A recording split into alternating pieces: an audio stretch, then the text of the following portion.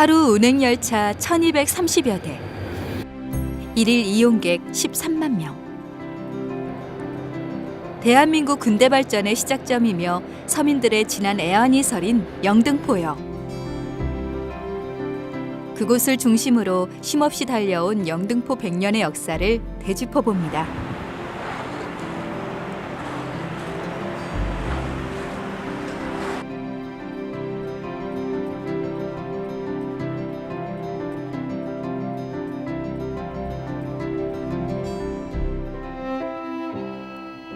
기차역이 들어서기 전 영등포는 안양천과 색강 사이의 비옥한 땅으로 주민들은 주로 농사를 지었습니다.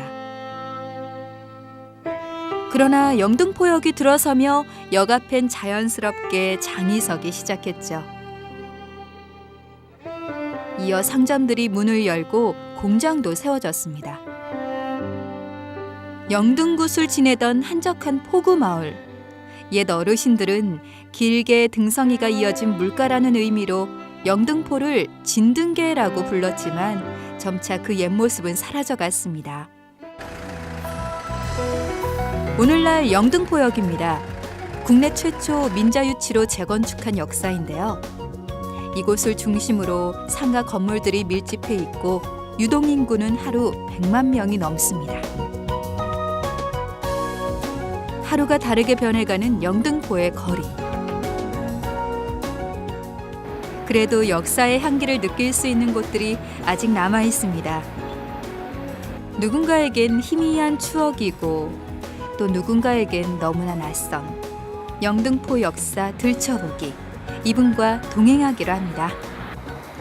이곳이 바로 우리 영등포구 발전의 시원지가 되는 영등포역입니다. 우리 영등포역은 1899년 9월 18일 노량진역에서 제물포역까지 경인선 철도가 개통되면서 세워진 우리나라의 최초의 지역중심역이었습니다. 바로 이 영등포역이 개통되는 9월 18일이 우리나라의 철도의 날입니다. 비록 경인선 철도가 우리 민족의 힘으로가 아닌 일본의 기술과 자본으로 그리고 식민지 침탈을 목적으로 만들어진 철도였고 역이었지만 우리 한적한 농촌마을에 불과했던 영등포구가 우리나라의 근대 공업의 발상지가 되었고 우리나라의 철도 산업의 시원지가 된 날이기도 했습니다. 개통 행사장인 인천역에 가기 위해 한양 양반들을 태우는 장면인데요. 한강철교가 만들어지기 전이라 노량진 대신 영등포에 가역사를 만들어 출발했습니다. 다시 말해 대한민국 최초로 기차가 운행된 역이 바로 영등포역이라는 말이죠. 조선의 수탈과 만주 침략을 위해 일본은 1905년 경부선도 서둘러 완공했는데요. 이것은 근대화로 달려가는 길이기도 했습니다. 6.25 때는 피난민들로 북새통을 잃었고 폭격을 맞아 무너졌던 영등포역. 1965년 현대식 건물로 개축되었습니다. 자동차가 귀하고 도로가 열악하던 시절 장거리는 주로 열차를 이용했습니다.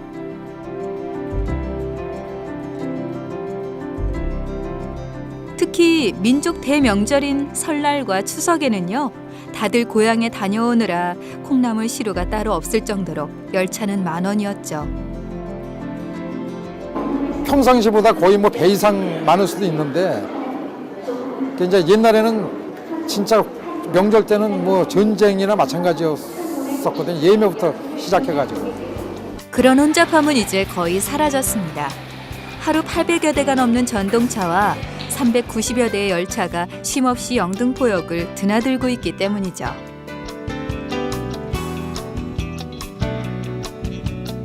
백화점과 부대 시설이 접목된 새 역사는 보다 넓은 공간으로 많은 사람들을 수용할 수 있습니다. 표를 사려고 매표소 앞에 줄을 서던 것도 이젠 옛날 이야기. 인터넷과 모바일 예매로 훨씬 더 이용이 편리해졌죠.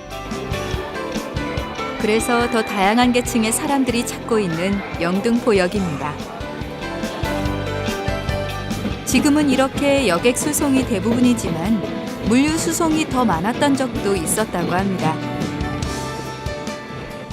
영등포역 그 인근에 옛날에 그 동양맥주하고 이제 조선맥주 공장이 있어가지고요. 거기서 나오는 물량 수송도 꽤 있었고요. 그 다음에 이 수도권에 공급되는 우리 연탄 뗄 때 석탄, 그 석탄에 대한 이제 석탄도 많이 이제 저희 영등포역을 통해서 많이 나갔고요. 영등포는 물이 좋아 일제 강점기 때부터 주류와 음료수 공장이 많았습니다. 특히 쇼와 기린 맥주와 삿포로 맥주는 영등포의 대표적인 맥주 공장이었고 1954년에는 진로 공장도 영등포로 옮겨왔죠. 지금은 공원에 남아있는 커다란 담금 손만이 이곳이 맥주 공장 자리였음을 말해주고 있습니다.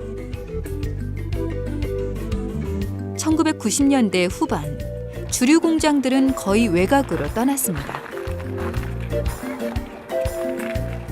영등포 구민에게 사랑받는 영등포 공원에 나와 있습니다. 이곳은 우리나라의 맥주 산업의 발상지입니다.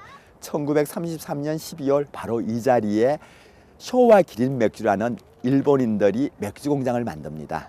지금은 맥주는 소주와 함께 가장 서민들에게 사랑받는 대중적 술이었습니다만 그 당시에는 가장 비싼 고급 술이었다고 합니다. 이 쇼와 기린 맥주와 삿포로 맥주에서 만든 맥주가 일본인들 그리고 우리 상류층들에게 공급하고 남는 것은 만주로까지 수출해야 했다고 합니다. 영등포는 일제 강점기 공업도시가 됐습니다. 당시 영등포의 중심지였던 곳으로 부지런히 발걸음을 옮겨봅니다. 영등포 로터리. 옛날엔 사람과 소마차가 다녔지만 지금은 차들에게 길을 내줬습니다. 지금은 도로와 교통섬으로 옛날 자치는 전혀 남아있지 않습니다만은 바로 이곳이 시흥군 하북면 영등포리의 중심지역이 있던 곳입니다.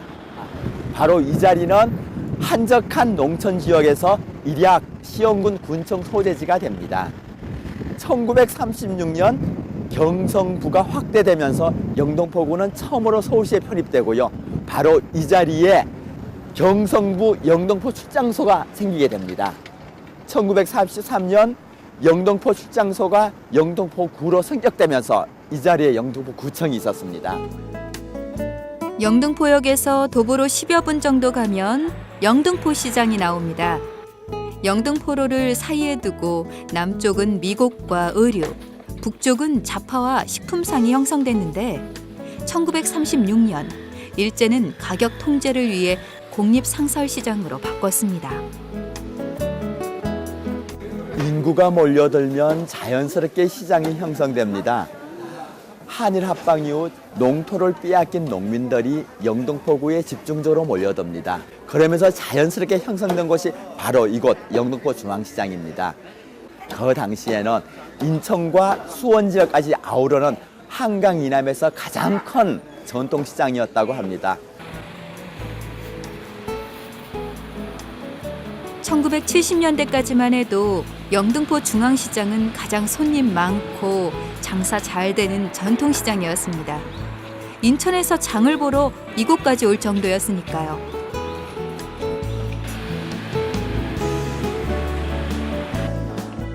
한땐 발디딜 틈이 없었다던 지하상가도 상황은 마찬가지.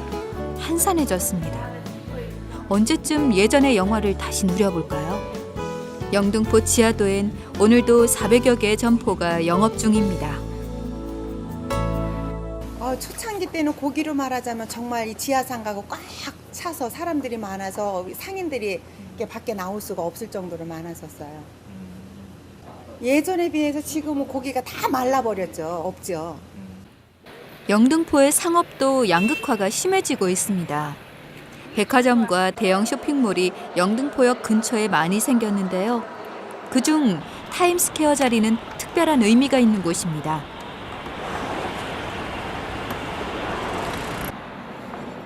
이곳은 민족 산업의 성지가 있던 경성방적 부지입니다. 2009년도에 타임스퀘어가 들어서면서 흔적도 없어졌습니다만 경성방적은 우리 민족 자본으로서 우리 산업 발전을 일으킨 현장이기도 합니다. 이 경성방적은 1990년대까지만 해도 실제적으로 방직 공장으로 활용이 됐더랬습니다.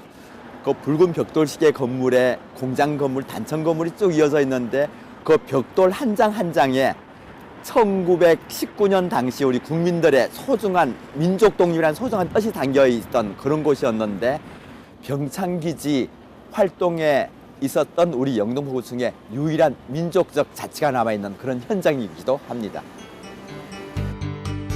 조선 총독부가 우리 민족의 사업 참여를 규제하면서 우리 중소상공업은 전멸할 위기에 놓였는데요.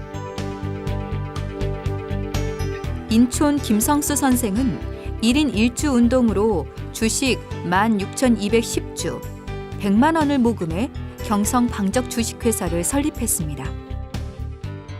그리고 우리 기술로 태극 성표 광목을 생산했죠. 거기엔 민족 독립 정신이 담겨 있었습니다. 흘러간 추억은 역사가 됩니다. 그리고 우리는 그 겹겹이 쌓인 역사 위에서 살아갑니다. 기찻길과 함께 시작된 영등포 100년의 발자취. 우여곡절도 참 많았습니다. 서러운 날도 있었고 땀과 눈물로 얼룩진 날도 있었습니다. 대한민국에서 가장 열심히 살아가는 사람들의 터전, 영등포. 미래의 영등포는 그들의 행복이 이루어지는 희망의 터전이 되기 위해 새로운 역사를 준비하고 있습니다.